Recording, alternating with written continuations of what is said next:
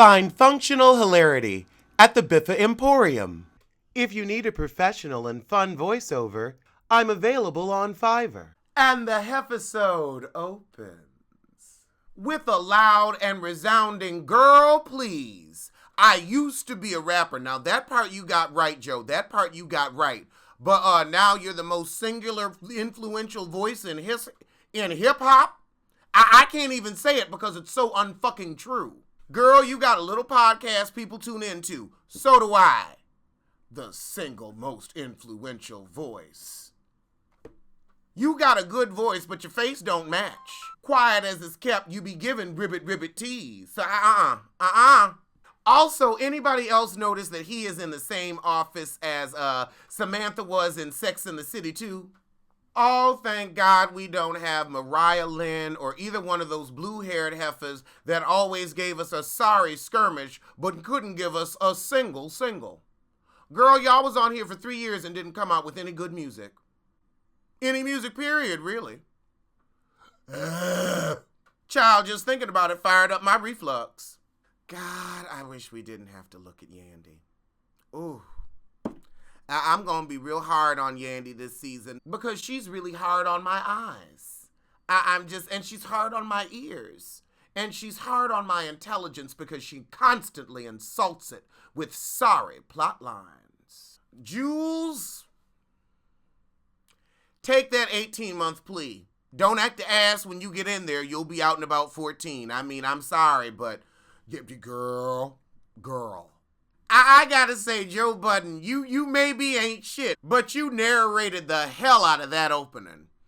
God, but he's with Sin Santana. Just the sound of her voice makes my skin crawl. She's simply a lesser Erica Mena, and I didn't think you could get less than Erica Mena, but here we are. Theme song shimmy.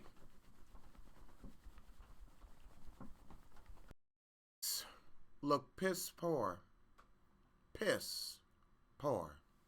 Oh God, your baby's name is Lexington? You named your kid after an avenue? She named her kid after that avenue because it's posh, fancy, and Upper East Side. Ugh. Lexington. Why not name it Dykeman? Broadway. 38th Street. Lexington. You can't, no. Fifth Avenue. No, do not name your child after a city street. Lexington. Sin, you feel left behind because you are behind in talent. To Harry, you missed your ride. You put all that time in with his foolishness only to have another heifer from the same franchise luck up. I know you big mad. Sin, this is why you're left behind, because all you have this whole episode is whining about how you ain't getting bumped in the bussy by Joe Budden's button penis. You saw those nudes, they were embarrassing. Embarrassing? He wouldn't even claim them, they were so embarrassing. All right, now we got a mini reunion. Joe Budden grills Safari on all the shit we wanted to know at the reunion and throughout the last season of Love and Hip Hop Hollywood. He was able to be forthcoming and forthright. Heifer Scott Young, you gotta stop doing shit like that and telling on yourself. It makes shit look faker than it already is. Okay, now they start talking about the Dykeman basketball game, but don't give us no fucking footage. Where's the footage? I wanted the footage. I ain't looking that shit up. I ain't got enough fucks. Oh, Lord, and it's Kim Bella talking about, I feel like a single mother. Well, you're still not married to Jules, so you are a single mother. You are. It's okay. Cut to the Jules counseling scene, and when Kim Bella said, I have been with him for 9 years. 9! Girl, you've been regretting it for a good 5 of them. But I will say they're finally getting better at handling serious issues. Alexis Sky and Fetty Wap. Now, her ain't shit manager who needs to exfoliate his lips. Get some fruit acid, girl. Get some fruit acid. Get him pussy pink. He gonna surprise her with old Winker. And Winker putting her through the ringer when it comes to child support. He ain't even take his DNA. But everybody says in the comments that allegedly Solo Lucci is that baby daddy. I could see it. I definitely could see it. I mean, when it's passed around, you never know who got you pregnant in the anus. That RuPaul's Carol of the Bells commercial was everything. I'm gonna rewatch it. Girl, that shit low-key gave me chills.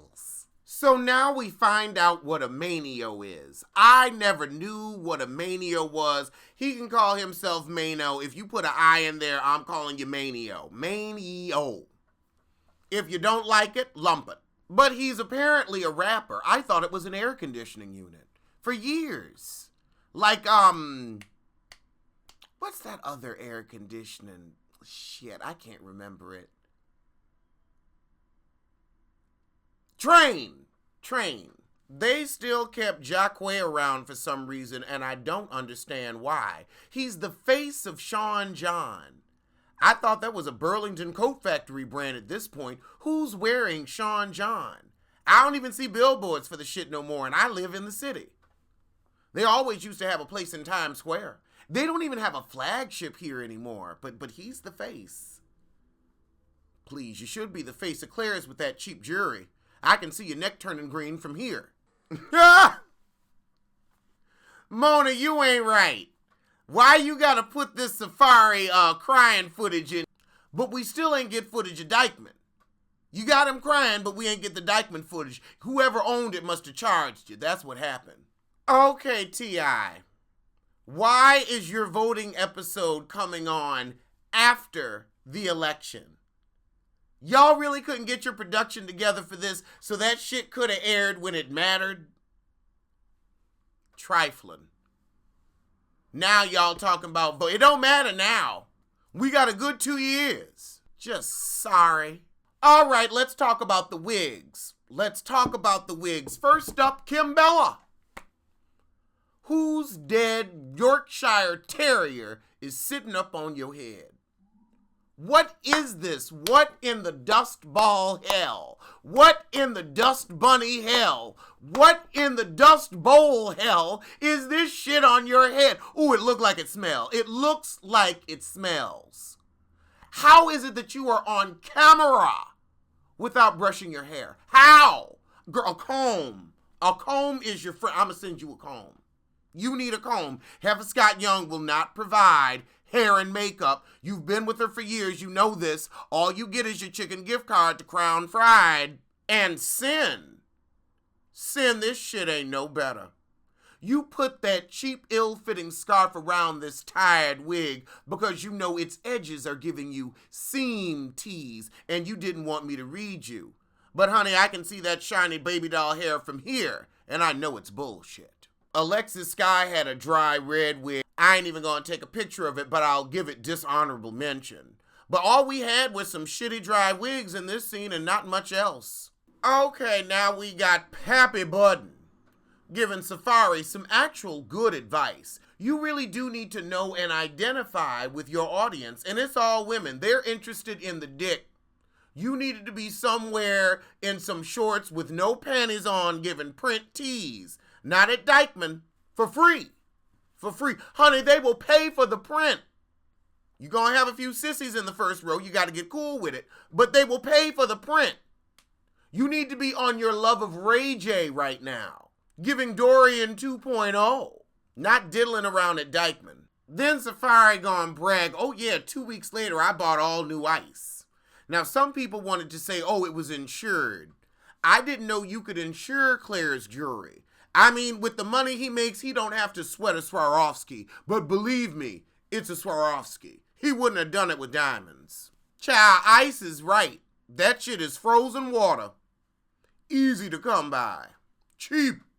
Joe.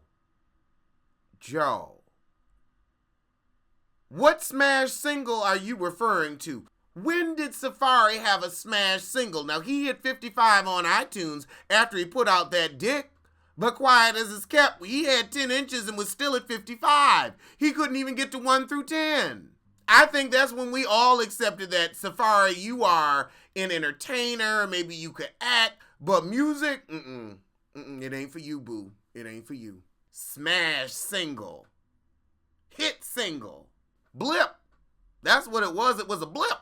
We barely listened to it one time while we was looking at the picture. So they end the shit real shitty. First we got Joe Budden and Sin whining for that button-ass penis. And then we got Kimbella whining about Jules. Girl, you've been with him for 9 years, so you should know it's gonna be nothing but bullshit and misery. You're living in a hell of your own making, and I don't feel sorry for you. But I do feel sorry for the creatures that once upon a time lived and are now dead on your head. But this Joe and Sin shit, contrived. And Kimbella, why are you wearing that kind of outfit around your children? That was a little much. But I guess you're probably going to be selling something from the yeast infection fashion line soon enough, so good luck with that. It was a cute little episode, but I'ma still give you a kin for and heifer. Kin for and half. So as my mugs say, tell a kin, tell a friend, tell that heifer you hate to head over to the Biffa Emporium for a cute collection of hoodies and mugs. If you need a professional and fun voiceover, I'm available on Fiverr. Link below.